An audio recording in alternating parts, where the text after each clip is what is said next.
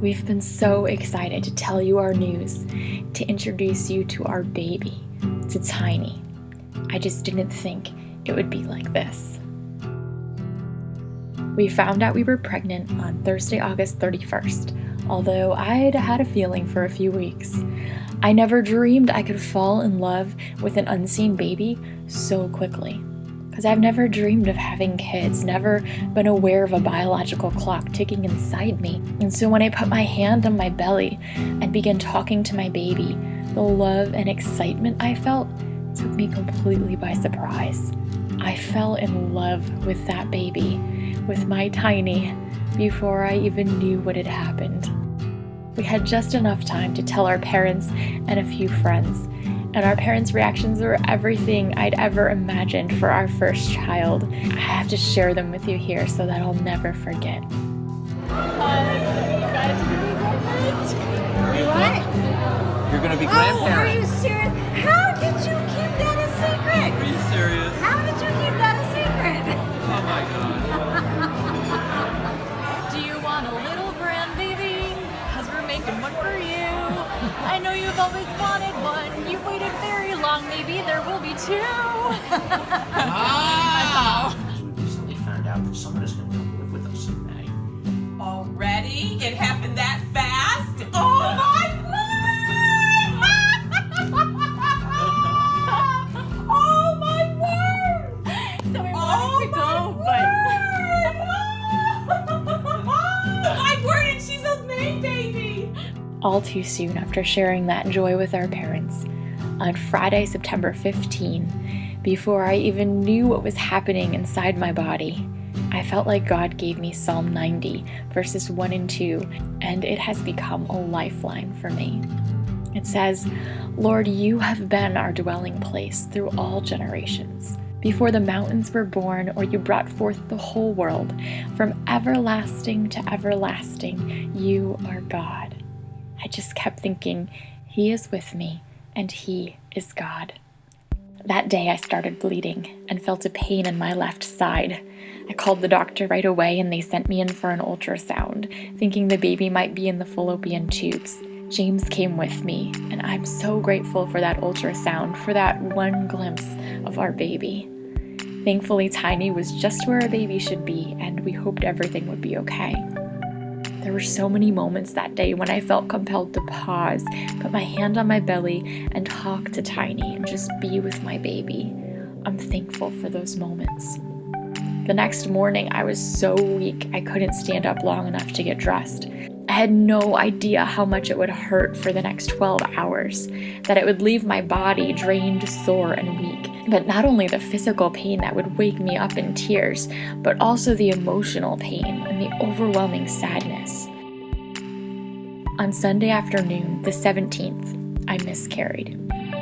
The hardest part has been figuring out how to say goodbye without being able to hold Tiny in my arms. I felt so cold and clinical that day, while my heart wanted a burial. It's been hard since then. At first, my body was weak and I couldn't stop shaking. I was afraid I would never stop crying, would never be able to fall asleep again. But then in the next breath, I'd be overwhelmed with beauty.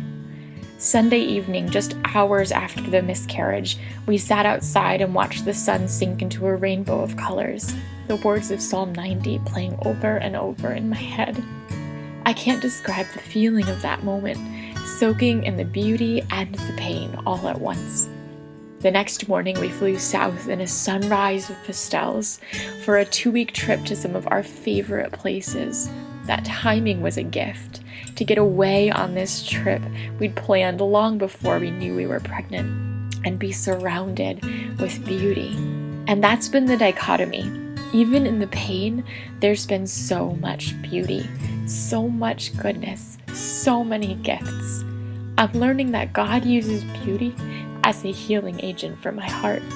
And during this time, He has surrounded me with it, wrapping me up in beauty like a blanket.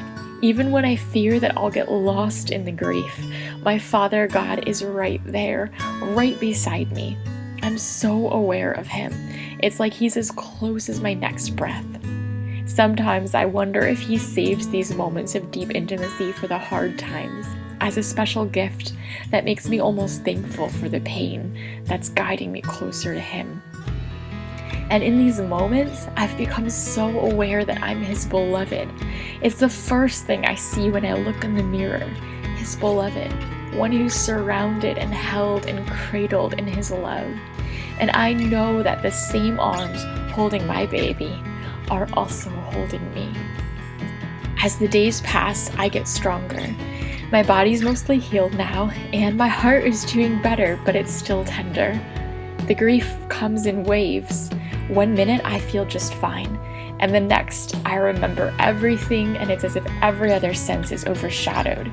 Sometimes even the good days feel wrong, like they shouldn't feel so good. And I know we'll be okay. I fully believe we'll have children one day.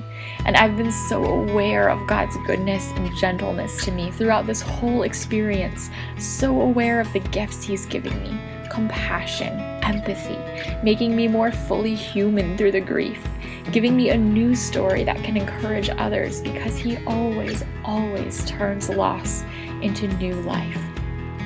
But this child, the one I fell in love with, Tiny, I will never know this child on this side of heaven, and nothing can replace that. So I'm making space and giving myself permission to grieve and to grieve well. And I find myself praying, Father, you find me here with my broken heart, and you gather me up in your arms and invite me to cry with you. And you remind me that the same arms holding me are also holding our baby. You're holding Tiny for us. You are God, and you are with us.